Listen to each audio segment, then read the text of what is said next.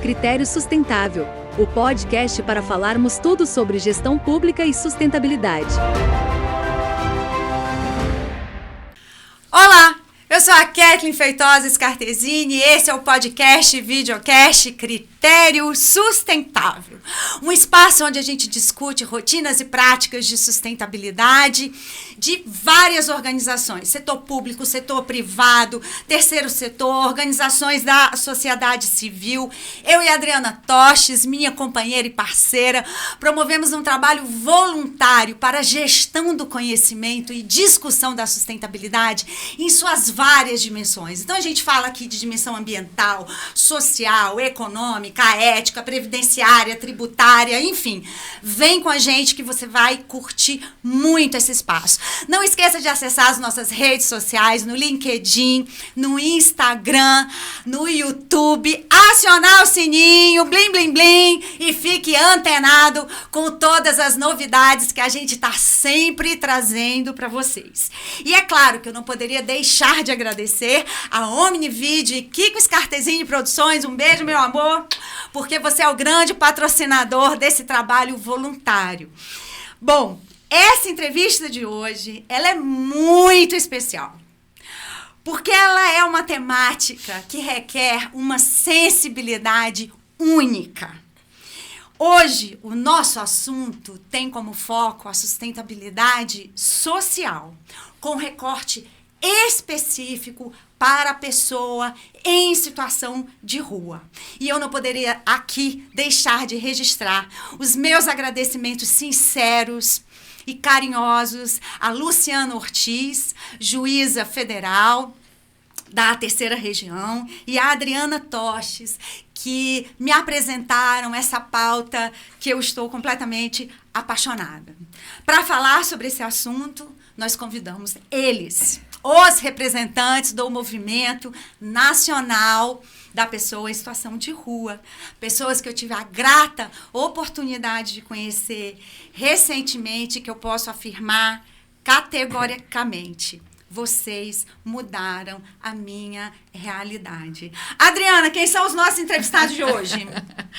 Vamos lá, hoje a gente tem Vanilson Torres e Samuel Rodrigues, duas figuras incríveis, né? Duas pessoas corajosas, empenhadas, e que eu gosto desse tipo de gente, sabe, Vanilson? Pessoas que não desistem, pessoas que encaram os desafios não com temor, mas como algo a ser superado. Então eu estou louca para ouvi-los, eu não vou parar um pouco essa entrevista, eu só quero agradecer também, junto com os seus agradecimentos, a doutora Luciana Ortiz e também a juíza Luciana Iuki, do meu Tribunal de Justiça do Distrito Federal. Que ainda virá aqui. Que tem feito os mutirões, né? Fizemos aí já 6 mutirões, estamos aí nessa luta junto com vocês, mas agora vamos partir para vocês, que são os principais. Agradecer a Kathleen por abrir esse espaço para mim. E vamos lá. Posso começar? Pode começar. Vanilson, você é um embaixador das boas causas sociais. Você cita no seu currículo que é formado em rualogia e sempre usa a poesia para você se expressar. Isso é sensacional. Quando ele começa a citar, hoje não vai dar tempo de citar tudo. A arte te ajudou a superar os seus desafios, os muros que você encontrou na sua trajetória de vida. E para iniciar essa conversa tão gostosa, que vai ser pouco tempo, eu queria que você falasse para a gente um pouco da sua história. Para quem está nos assistindo, quem está lá do outro lado, conhecer um pouco de Vanilson Torres. Olá, vocês estão no YouTube, né? Para todo mundo ver, sou um homem negro, estou com a camisa vermelha do MNPR, com o símbolo do Brasil, gola branca. Ao meu lado está Samuel Rodrigues e 3 pessoas maravilhosas aqui na nossa frente. Inclusive, eu me arrepiei todo quando você estava falando, Kathleen, porque você traz uma emoção muito grande, né? E é esse amor também pelas causas das pessoas que estão nas ruas. Então, sensacional, obrigado. A sua emoção me emocionou também, eu me arrepiei. Mas é como eu vim parar nas ruas, né? Eu, em 85, não vai conseguir contar tudo aqui, vou tentar resumir. Em 85, a nossa mãe falece, né, com 44 anos, e meu pai se junta com outra mulher e tal, madrasta, e ela nos leva para morar na casa dela, em São Gonçalo do Amarante. E eu sofri muita violência psicológica e também física, porque lá a gente não podia comer primeiro. Meu pai me batia muito quando voltava do interior, porque ela fazia chafurdo, lá em Natal, no Nordeste, sou de Natal, chamamos chafurdo. Ela inventava histórias, e meu pai me batia. E eu passei um ano sofrendo violência doméstica, até que um dia, em 1987, eu decidi, com 12 anos, buscar a liberdade. Vim para as ruas de Natal para não continuar sofrendo a violência psicológica, física, porque eu já tinha um sofrimento gigantesco pela morte da minha mãe, a nossa bússola. Mas meu pai, que era uma pessoa analfabeta, não por ser analfabeto, mas ele não acreditava na gente, ele acreditava na madrasta, que literalmente era uma madrasta. Então, vim para as ruas de Natal com 12 anos, e nas ruas foi bem difícil, porque eu era uma criança ainda nas ruas. Então, eu vivenciei 27 anos nas ruas de Natal, onde nas ruas a gente sabe que a gente precisa ouvir mais do que falar, até porque nós temos 2 ouvidos e só uma boca, e isso já é o bastante para nos ensinar que devemos ouvir mais. Mas eu vivenciei várias situações nas ruas. Nas ruas não é nada fácil, mas nas ruas ela tem algo, um elemento principal, que é a solidariedade, que é a fraternidade entre as pessoas em situação de rua. Então eu vivenciei essa realidade até 2014, né, quando conheci minha companheira Fátima, que fomos morar junto na casa da mãe dela. Mas antes, em 2012, eu adentrei nas fileiras do MNPR, do Movimento Nacional da População de Rua, MNPR, onde eu ressurgi assim como a Fênix. Eu voltei a ter esperança ou a ter algo por que lutar. Porque eu não sabia que tinha direitos, eu não sabia que tinha movimento, mas a Maria Lúcia Santos, a saudosa Maria Lúcia, foi para Natal e lá nos descobriu, diante de uma situação que aconteceu dentro do albergue, que foi uma eleição para prefeito do albergue, não vou conseguir contar aqui, mas que isso disparou, inclusive, uma organização política lá em Natal, uma organização de pessoas que estão ainda nas ruas ou que estiveram, e que nós fazemos essa luta desde 23 de outubro de 2012. Bacana. Super bacana. Eu me emociono também, viu, Vanilson? Porque é muito admirável essa força para superar as adversidades. Isso é muito admirável, eu te admiro muito vocês. Samuel Rodrigues, agora é a sua vez. Vou falar um pouquinho, tá?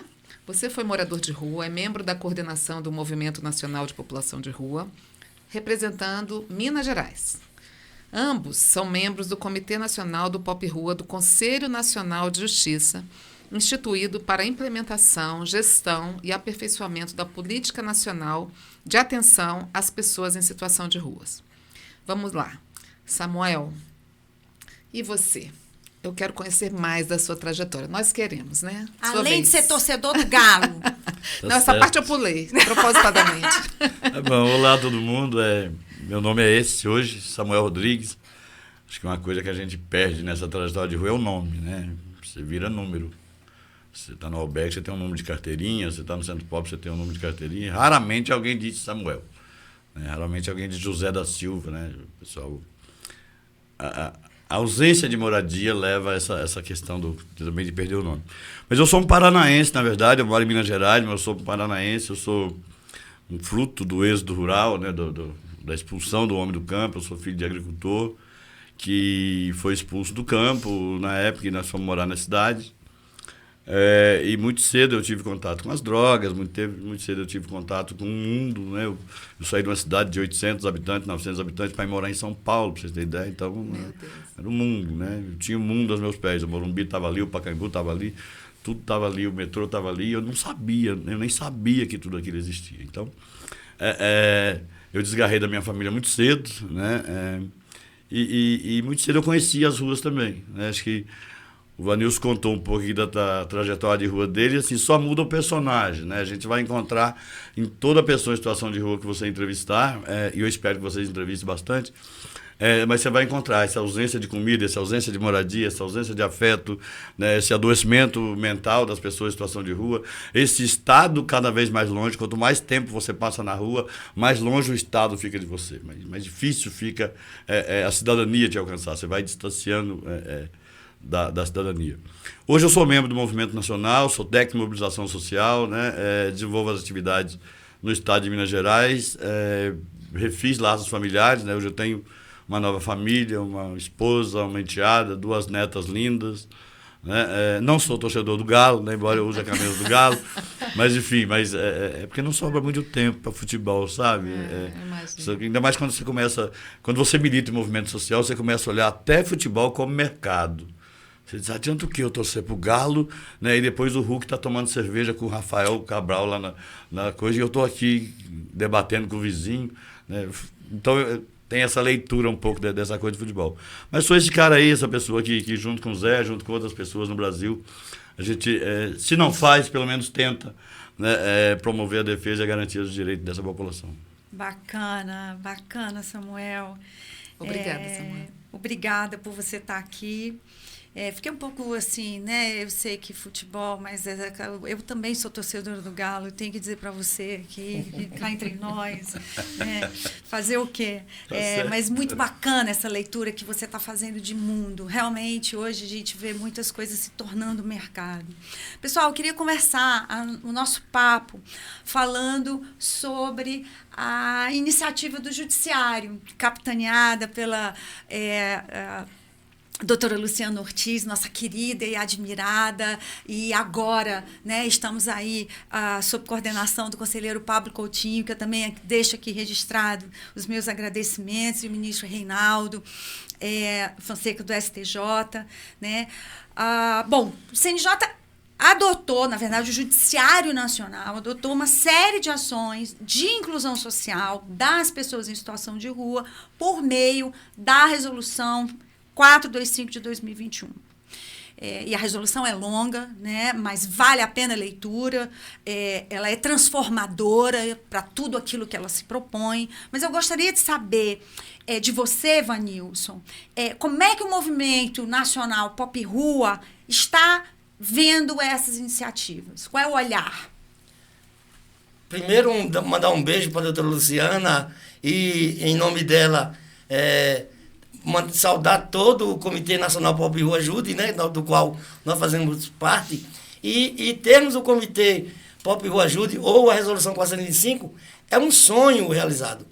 Porque lá na ponta, nós somos mandados e mandadas para presídios, nas audiências de custódia, por não ter moradia, por não ter endereço. E somos mandados, inclusive, por delitos pequenos que poderiam ser pagos com penas alternativas. Mas como estamos em situação de rua, juízes e juízas, antes da resolução 425, e também deve estar acontecendo agora, porque ela está sendo ainda implementada, nos mandam para o presídio. Diz, não, a gente como vai encontrar ele? Manda para o presídio.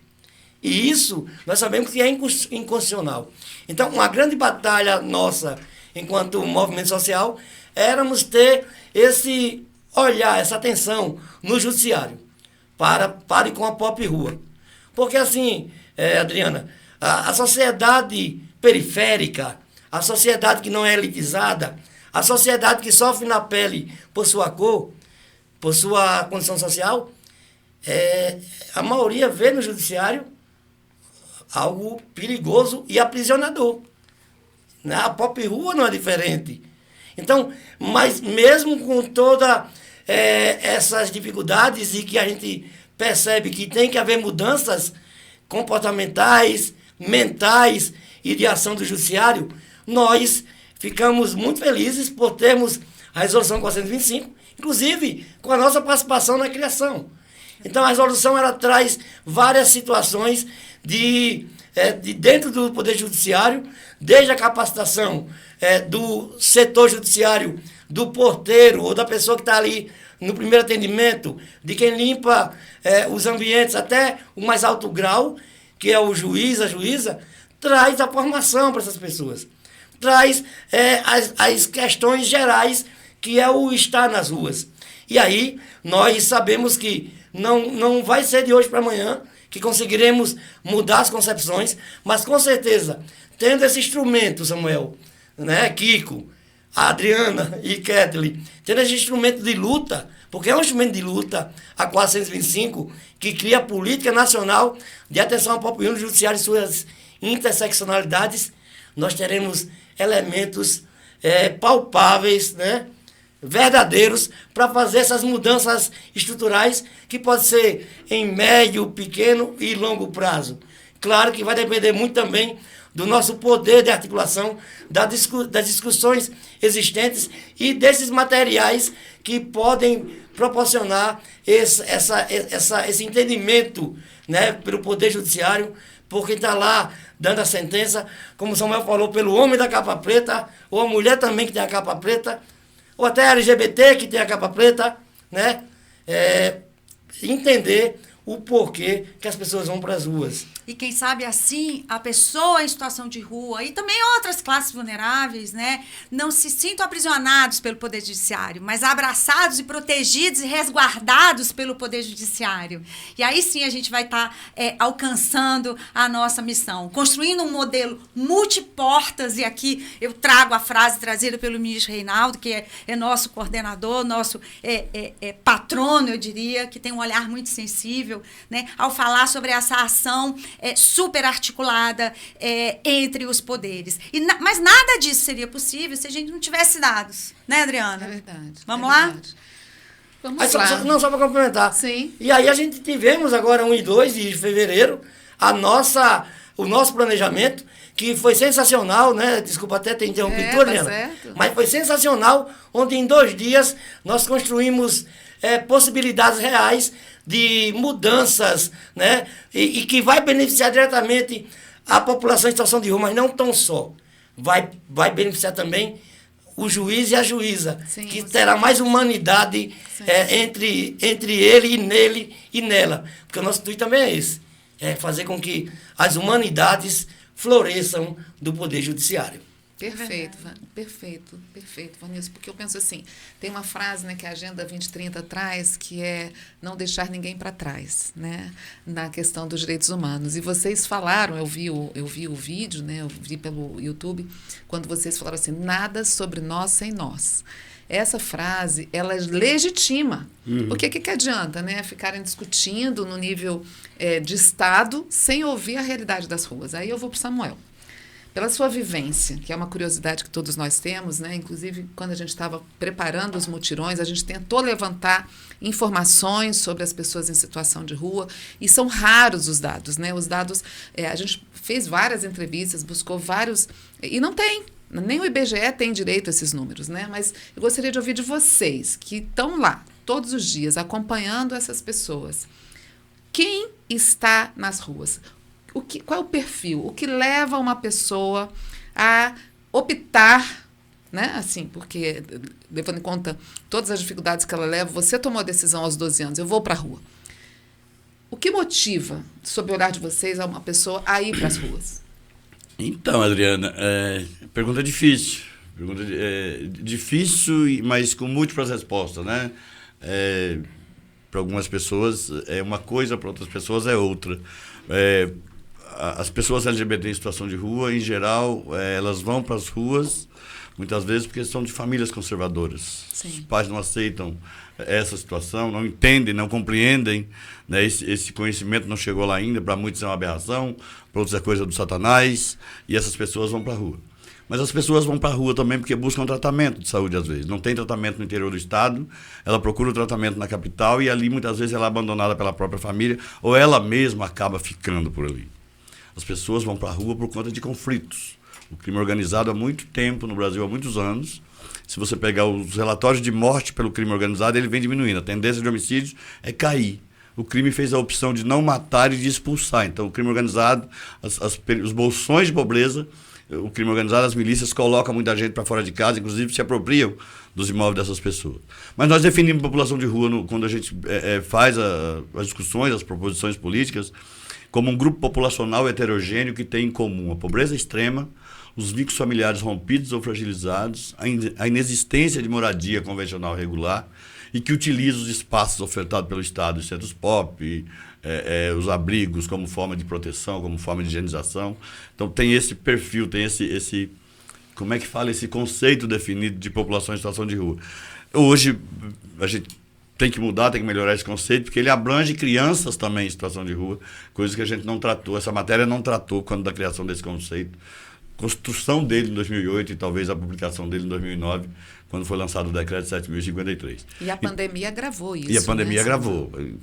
A pandemia traz o desemprego e o nosso sistema capitalista é isso, não pagou o aluguel, o senhorio põe na rua.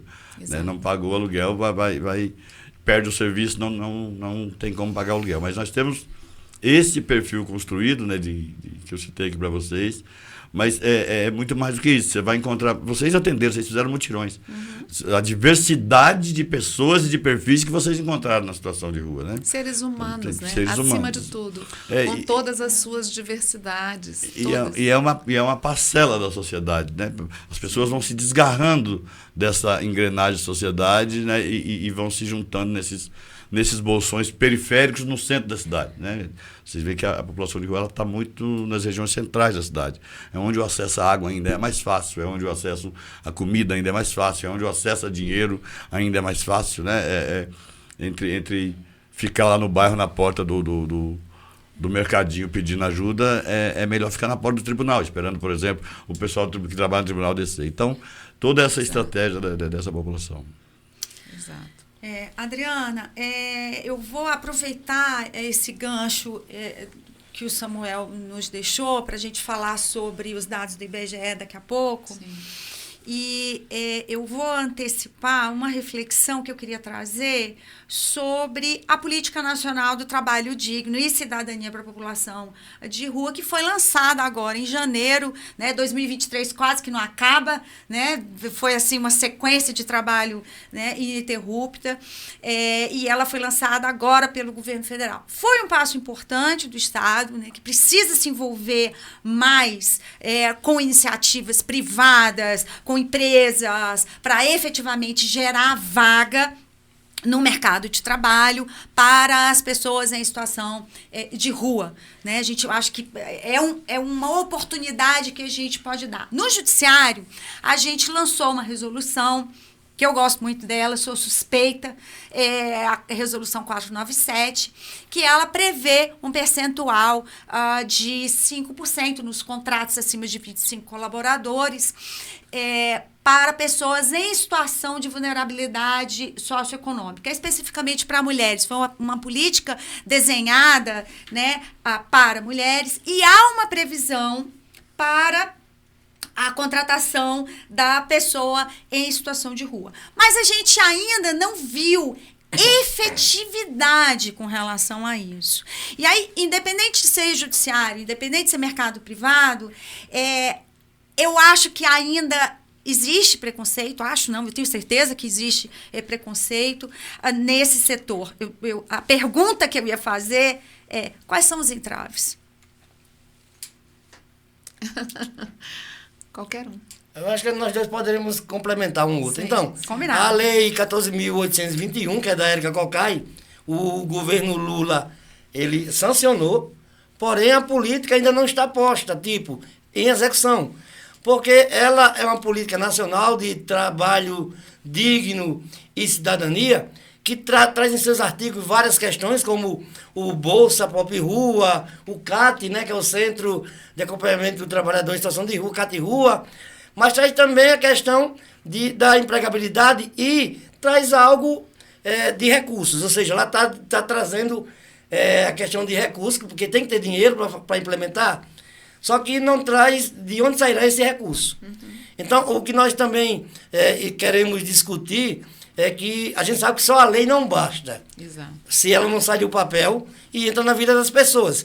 Mas a gente também percebe que se não há mesmo tendo a questão lá de tem que ter, tem que fazer e tal, mas que não tem orçamento definido, ou de onde sai o recurso, o prefeito de Natal com certeza não vai querer implementar. Sim. Porque ele vai dizer assim, vai trazer gastos para o erário. Sim. Então, assim, é importante a política porque traz... normativa, a base técnica. E aí com a 497 já dá um ajuntamento, mas é preciso também saber de onde sairá esse recurso para capacitação, para a implementação do CAT Pop Rua, o CAT Rua. Para estimular as empresas a contratar pessoas que estão em situação de rua, mas são qualificadas, sim, porque a lei é super importante. Só que a gente sabe que lá na ponta eu posso ter o melhor currículo, mas quando o empregador ou o empresário vê o meu endereço, seja de um serviço assistencial, Samuel, ele rasga e diz, não tem mais vaga e tal. Se não houver um incentivo, seja fiscal, ou seja de aporte financeiro, os prefeitos vão dizer que podem entrar em improbidade administrativa. Os prefeitos e prefeitas. Então, a lei é importante, mas ela não pode vir só enquanto lei. Ela tem que direcionar de onde virá esses recursos, inclusive. Trazer todos os instrumentos. Isso, para que lá na ponta a gente tenha a lei, mas não tenha o emprego. Sim. Samuel. Não, acho que é isso. Acho que o Vanilson coloca bem, o principal desafio é orçamentário. A gente já faz uma leitura hoje que às vezes as pessoas, não, vamos escrever algo para a população de rua, para mandar para o ministro, para mandar para... Chega, a gente já escreveu demais. Né? A gente já escreveu demais. Agora é preciso fechar a conta. E assim, mas você vai no CNAS, por exemplo, no CNS, do Conselho Nacional de Saúde, no CIAMP Rua, no CONANDA, em todos esses coletivos de periféricos, e você não encontra dois ministérios muito estratégicos que deveriam estar lá, Fazenda e Planejamento. Sim. Você encontra a saúde, a saúde vai com 3, 4, com atenção básica, com atenção especializada, né, mas você não encontra planejamento e fazenda. Hoje nós estávamos numa reunião, por exemplo, e alguém do governo disse assim, nós estávamos esperando mais recursos, nós temos poucos recursos, estávamos esperando mais recursos, e do pouco que nós tínhamos ainda foi cortado. Então, quer dizer, do pouco recurso que nós tínhamos para trabalhar com a população de rua, ele ainda foi cortado. Então, o orçamento tem que ser a palavra do dia. Né? A política está aí, essa política do trabalho e renda, o decreto 7.053 está aí, os estados, muitos estados têm legislações próprias, constituídas e paradas também, engavetadas, porque não entra no orçamento, não entra no planejamento das esferas, tanto nacional como estadual e municipal. Eu percebo também que a gente já falou disso, né? Que talvez esse orçamento não apareça porque, a despeito da gente todos os dias e a cada esquina ver pessoas em situação de rua, elas ainda têm uma invisibilidade na sociedade. Muito grande. Muito grande. Então, sem os dados, sem esses levantamentos, como que eu vou destinar o orçamento? É preciso um trabalho prévio, um trabalho que não digo nem prévio, mas que ande concomitantemente, ande junto com toda essa política na implementação.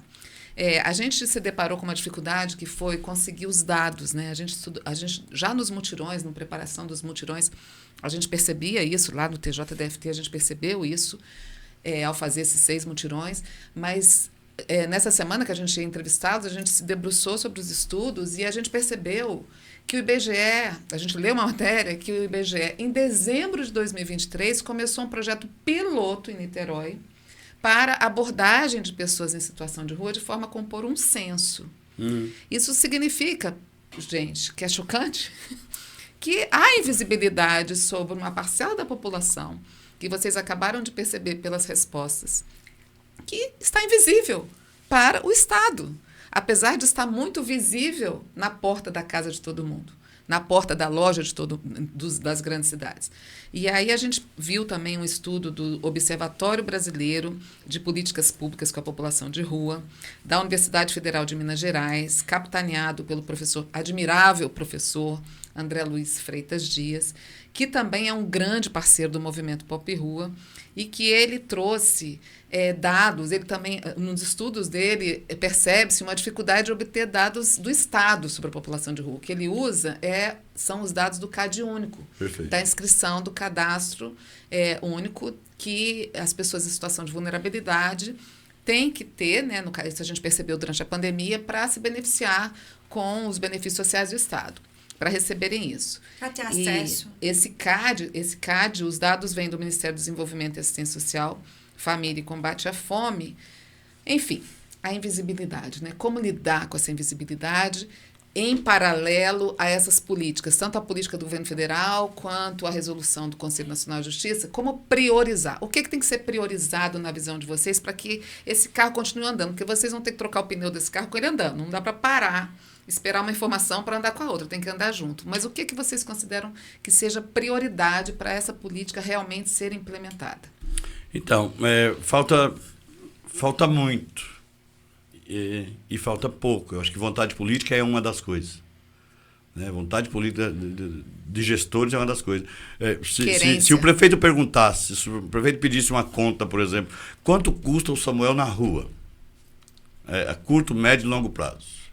6 meses, 3 anos e em 10 anos. Qual é o gasto? Custo Brasil disso. Custo Brasil disso. E pergunta, quanto é o Samuel domiciliado? Perfeito. Aqui no início parece que é muito caro o Samuel domiciliado, mas a longo prazo, em 10 anos, né, é muito abaixo. O Estado gasta comigo sem domicílio, com dormitório, ruim, péssimo e caro. Gasta comigo com alimentação, ruim, de má qualidade e cara. Gasta com segurança pública comigo, que tem um atendimento horroroso, péssimo, mas gasta. O braço do Estado que mais chega em mim, quando morando na rua, é a segurança pública. Né? Não, o Estado não tem política para a população de rua. Tem sim. Ele tem uma política ferrenha de segurança pública, que aborda todo dia, que aborda toda hora, que expulsa, que chuta, que leva as coisas, que vai com o caminhão da limpeza urbana para tomar os pertences meu. Então ele gasta, ele tem investimento em mim de forma negativa. Então falta uma política. Gasta com a saúde. Gasta com a saúde. As pessoas adoecem, né? Então, penso que uma política de moradia e trabalho e renda, eu penso que a gente vai ter que setorizar isso uma hora, né? Mas assim, algo que impactasse e que levasse as pessoas, um grande percentual de pessoas a sair da rua. Se você pensar moradia consignado com trabalho e renda, né? Se você pensar em pessoas cronificadas na rua, eu vi essa palavra hoje, cronificadas na rua, que já não vão dar conta mais de habitar sozinha, por exemplo, mas se você pensar em moradias inclusivas, com cuidadores sociais, com pessoas fazendo esse trabalho. O egresso Do sistema prisional. Então você tem vários. Exatamente. Como é que você põe esse sujeito no mercado do trabalho? Você tem um sistema prisional que não ressocializa, né? E você tem uma sobra de pobre aqui fora, na fila do emprego, né? Que regula inclusive o valor do salário mínimo, mas isso é papo para a gente fazer outra hora. Né? Mas você tem uma fila de pobre aqui que dá ao sujeito a condição de escolher e dizer, não, esse aqui não vai trabalhar porque é egresso, esse não vai porque não tem um endereço, né? Dá para selecionar. E eu lembrei de uma fala do Vanilson, aquela vítima de violência doméstica, que vai fragilizada, depressiva para as ruas e que também tem um custo para o Estado. E que hoje é uma parcela dessas pessoas em situação de rua também. Não só a mulher, como a criança, o adolescente, a pessoa LGBTQI+. Todos são vítimas também de uma doença que é crônica no país e que bate à porta do Judiciário Nacional todos os dias, que é a violência doméstica. Essas pessoas também vão para as ruas em busca de sobrevivência. Qual é o custo da violência doméstica nas ruas, assim, nas casas, nos domicílios, o custo indireto disso para o Estado? A sua fala é perfeita, perfeita. Ai, gente, a gente aprende tanto, pena que é tão pouco tempo. Mas eu queria só comentar no seguinte, eu concordo com tudo que ele falou, só que assim, você trouxe o Polo Cidadania, que é o observatório, que traz dados do Cade Único. Porém, é importante dizer que uma porcentagem significativa da Pop Rua não estão no Cade Único. Sim. E aí não traz uma subnotificação. 30%. Isso, você não isso, tem. não traz uma realidade. Só que tem um detalhe, o IBGE em 2018, se não me engano, virou réu diante de uma ação do Renan Sotomayor, quando estava DPU no Rio de Janeiro, para a contagem da Pop Rua. Mas conseguiram reverter. O censo agora 2020 trouxe só o recorte de ocupações onde tem Pop Rua nos serviços, porém fica uma reflexão. E isso é proposital, porque o IBGE disse que não tem metodologia, e quem terá? Mas assim, quando a gente não sabe quantos são, quem são, onde estão, Sim. E é isso a nível nacional, A invisibilidade está nisso. Como é que vai dizer assim, olha, vai ter políticas públicas? Exato. A gente não tem, é proposital, a gente não tem dados. Agora, o dado que a gente conseguiu, que é impressionante, é que em 2018, eu não tenho certeza se foi 2018 ou 2019, o número era de cerca de 150 mil pessoas no Cade Único. O último dado de 2023, segundo o Observatório de Minas Gerais, é de 251 mil pessoas. Quer dizer, um número em 2 anos, ele aumentou, ele quase dobrou. É pelo menos 70% a mais. Isso. E isso não pode continuar invisível. Isso tem que ser tema não só de política pública, mas de estratégia.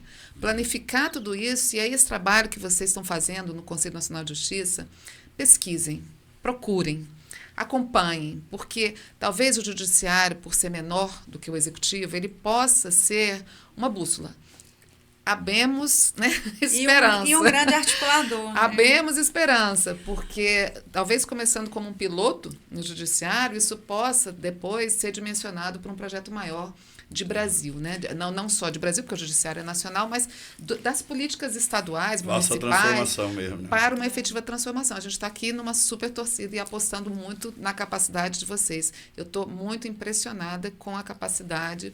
A tal da rualogia é um curso universitário que os brasileiros deviam fazer, não só vocês dois, né? Eu adorei ver isso no seu currículo, achei sensacional. Isso. A Samuel está atrasado por voo, mas assim, o rualogia é isso, é o saber das ruas.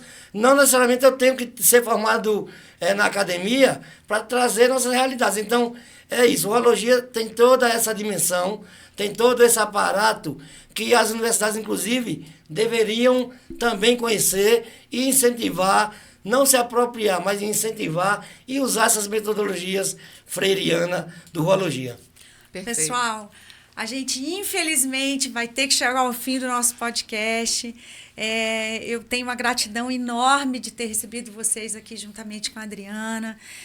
Gostaria que rapidamente, Samuel, uma palavra final, olhando para a nossa Câmara da Verdade. Que recado você deixa para quem está nos assistindo agora?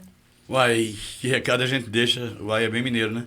Que recado que a gente deixa para quem está nos assistindo agora? Acho que uma mensagem simples passem a olhar o morador de rua, a moradora de rua, aí do seu bairro, da sua comunidade, do lado do seu condomínio, né, do lado da padaria onde você compra pão, com mais atenção. Perceba ele, né? Como um ser humano, mas perceba ele como um cidadão. Né? Eu gosto muito da política judicial porque fala desse amor fraterno e necessário, mas fala do direito, né? Não é porque todos somos filhos de Deus, até aquele que dizer eu não sou filho de Deus, merece a cidadania, tem que ser tratado com cidadania. Direito constitucional. Né? Direito constitucional. Então, olhe para ele com esse olhar constitucional, com esse olhar de cuidado e de proteção e de inclusão. É isso. Obrigada. Você, Vanilson? Então, olhando para a Câmara da Verdade, a pandemia mostrou isso, que poderia ser você nas ruas.